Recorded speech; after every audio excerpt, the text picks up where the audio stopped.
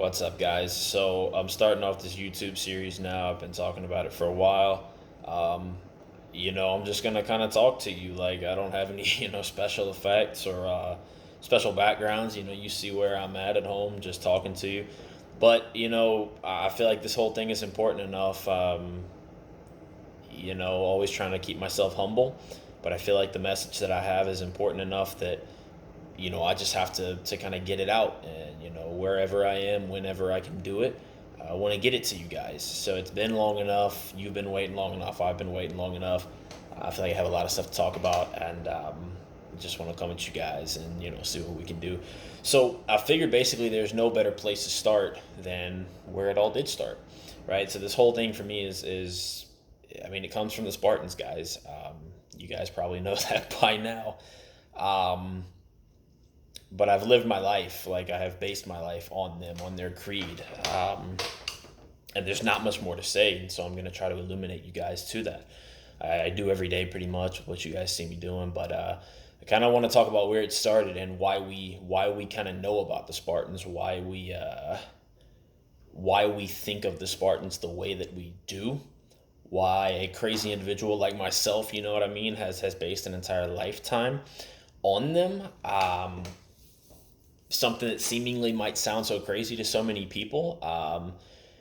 Taking a people that are 2,500 years gone or 2,000 years gone, whatever, and living a life based on them. It sounds odd, but I'm gonna kind of try to open your eyes a little bit and hopefully your hearts too, and explain kind of why they are so transcendent, what it's all about and where it all comes from, and why it doesn't matter that they lived 2,500 years ago, that they're as real now as they ever were. They're still here with us, guys, and they're certainly in my heart. And I'm just basically gonna tell you where it started. That basically was at the pass of Thermopylai in 480 BC. So what got me really trying to do this episode right here was that the 2,499 year anniversary just passed. I'm a little late, but it passed. The pinning the date is a little bit tough, but I've got the date of the final day of the battle is August 11th. Bottom line, it's been about a month or so, month and a half, and that's kind of what propelled me to kick this series off that I've been wanting to do, with this episode in particular, and to kind of talk about the battle. So 2.5 minutes in, here we go. Let's talk a little bit about it, and what happened and what it all means. So you guys will probably have some familiarity with the battle itself. Let me try to run it down for you if you don't. Again, this is 2,500, 1 year shy of 2,500 years ago. So without trying to, pin all of the historical specificities, we have 300 Spartans accompanied, as the kind of the media doesn't tell you, accompanied by 7,000 Greek allies. So it's not just 300 Spartans, and there's all kind of like nuance there with that. That's why I don't want to go into it too much. When we get to the final day of the battle is where we really remember the 300, and I'll get there. But basically the defense at the pass of Thermopylae is spearheaded by the 300 Spartans, and basically it's a gore fest for 3 days, mostly on the Persian side. So we're told that at the end of the battle, after the end of the 3 days of battle, the Greeks had claimed 20,000 Persian lives. I'll let you do those numbers. Like, that's a lot, and of course the Greeks didn't end up losing too many. There's the final day of the sacrifice and everything, but pretty much it's 3 days of slaughter.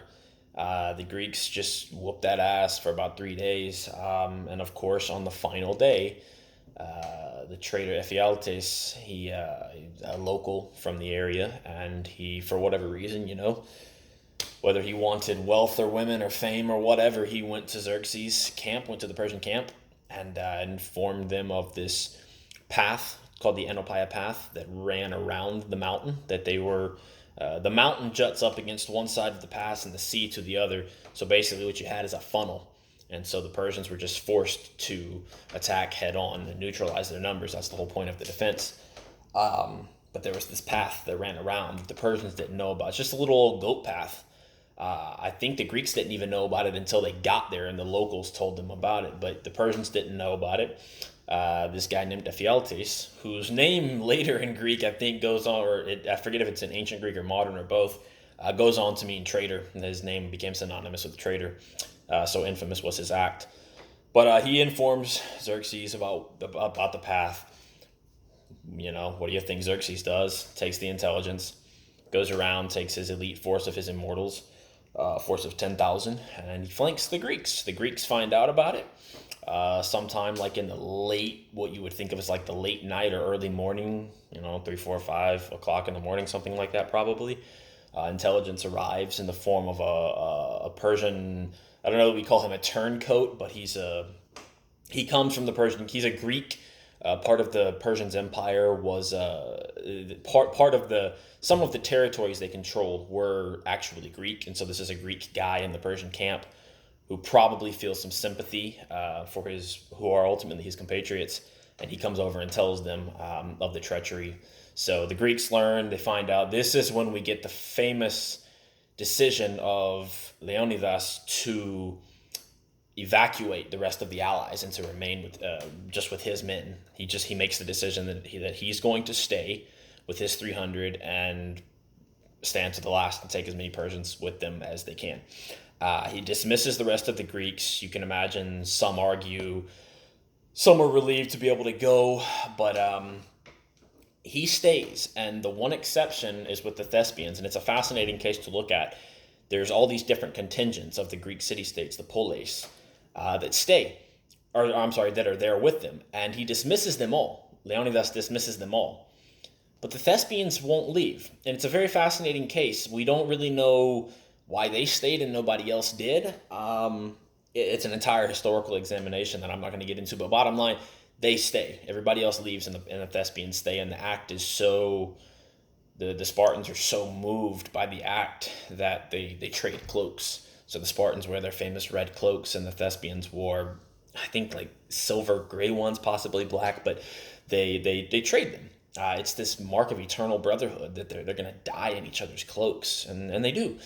And so, long story short, the Persians, they hit their pincer maneuver, their pincer movement. They come from both sides. The frontal assault happens first.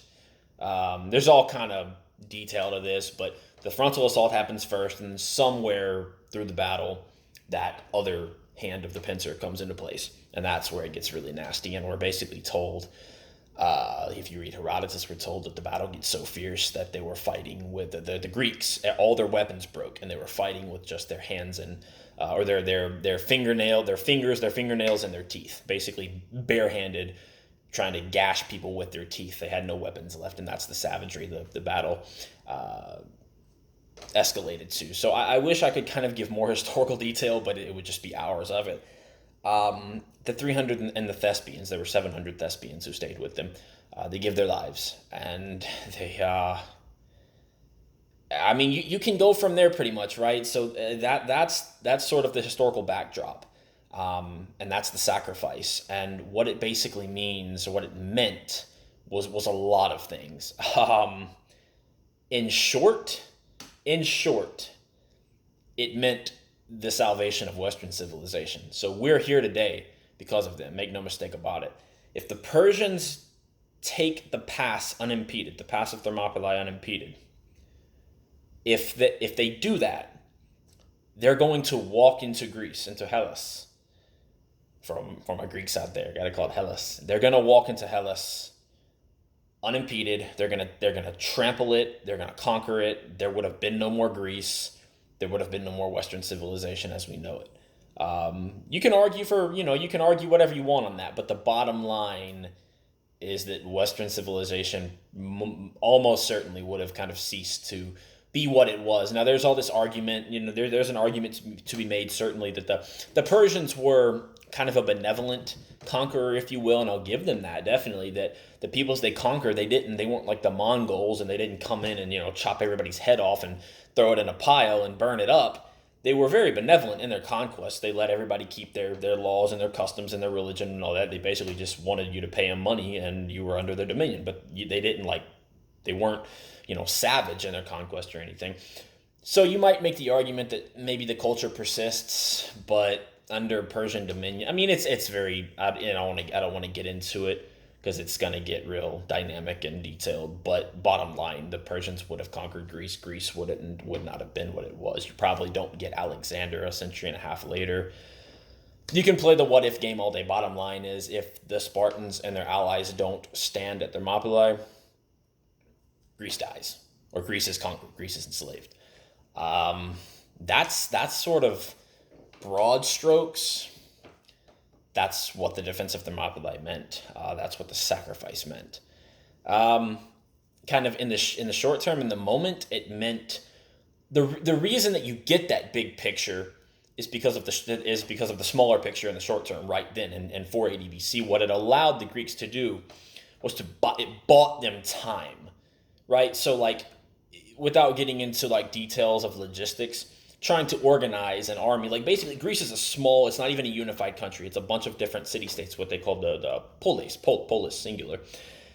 It would be like if all the states in America were just their own entities, like the way Texas wants to, people think it wants to secede and be its own thing. All right, well, it would be like that, or it would be kind of like the Confederacy wanted to secede. So it would be like if every state was its own entity, and then they had to all of a sudden get together, right? Or like if all of Latin America, like if all the countries got together again in some defense or something. Like Greece was not unified, so all these little polis, they had to come together. Athens and Sparta and Corinth and all these guys, they were like eternal bitter enemies. They always fought each other, really. And in this one unique circumstance, they had to come together and unite against the common enemy. And that takes time to organize that kind of an effort. So, I mean, you're talking about Greece is small, like as a whole, even though it's not unified, as a whole. The entirety of Greece probably had roughly the same amount of people total that Xerxes brought in his army. Now you can that's a relative rough figure, and you can talk all about the numbers. The numbers are actually very important. My estimate is that between Xerxes' infantry, his navy, the mercenaries that he recruited along the way, we know he recruited mercenaries in Thrace, Macedon, and possibly Scythia as he came westward and then down south into Greece, plus possibly all of his camp followers. I guesstimate 1 million men and / women, whatever, if you're including the camp followers. So, I mean, it's a rough figure. Modern estimates tend to be lower. They tend to estimate the infantry at like maybe 300,000 at the most, but you still have to account for the navy, the mercenaries, and all that. Bottom line, this guy has a force in the hundreds of thousands, easily. Greece probably has no more than 2 million people total. I'm talking about people. Children, women, men. We're not talking about fighting men. I'm talking about people. All right, Greece is small. It's like a backwater compared to Persia. The Persian Empire had like 50 plus million subjects total. So to think that their entire army between its navy and infantry could have consisted of 1 million might be a bit high, but it's possible. So anyway, I don't want to get I'm getting into the details a little bit, and I'm trying to steer away from them. But big force. So the bottom line is, like, Greece had to muster every single one of its fighting men that it possibly could, and they all had to come together. And you also have to remember, a lot of the Greek city-states had already Medized. Medized is the Medes, who are kind of a different people from the Persians specifically, but the Greeks identified the Medes as the same people as the Persians. So they used the term Medized to mean that you went over to the Persian side. Sorry for the little historical anecdote. But Medized meant you went over to the Persian side. And so many of the Greeks had turncoated. They had gone over to the enemy side. So, you had the big city-states like Sparta and Athens and Corinth, which I mentioned a minute ago. They remained loyal, of course. But a lot of the Greeks have turned. There are other Greeks like the Thebans who are in question of turning. They're suspected of turning, and the Greeks don't trust them. Matter of fact, Thebes does turn later on. So the Greeks don't have a lot going for them in the way of numbers, in the way of morale even. It's going to take everything they have to muster an effort, and that's what Thermopylae allowed them to do. Here I am coming back to it now. Thermopylae gave them the time, basically. Again, without getting into all those logistics, Thermopylae gave them the time, that defense that ultimately cost the Persians maybe as much as a month, because they have to get to the pass.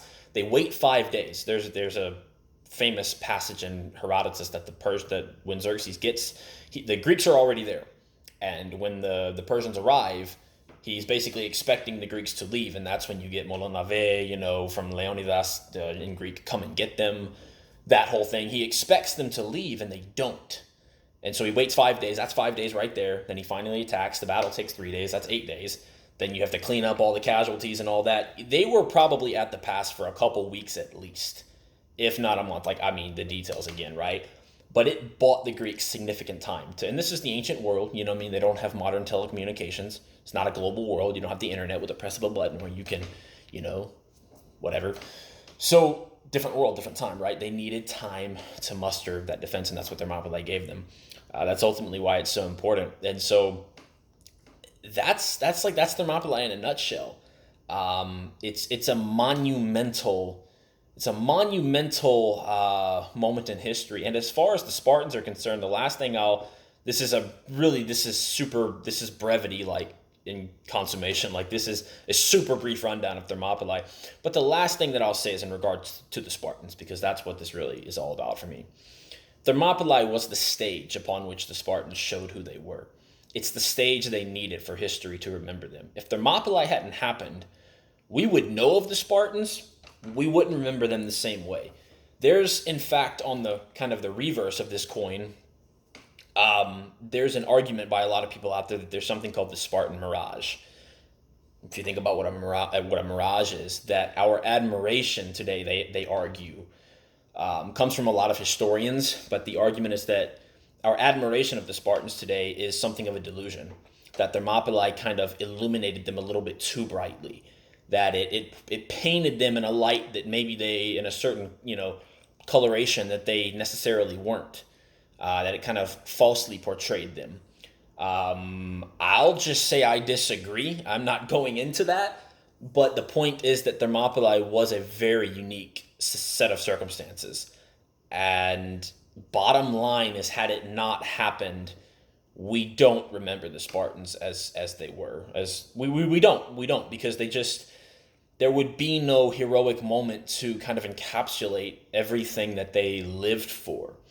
And that does end up end up being the point, is that the lives these guys lived, I can't even begin to get into it now. You can take it to the bank. I'll be getting into it in episodes to come. But suffice it to say, these guys were the unique of the unique.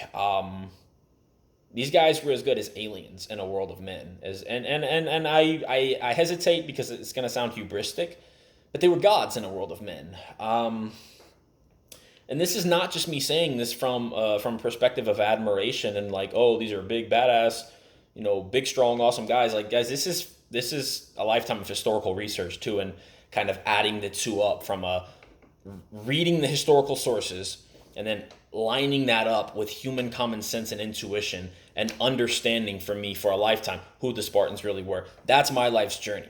That's what this has always been about for me. It's why I wrote the book that I did.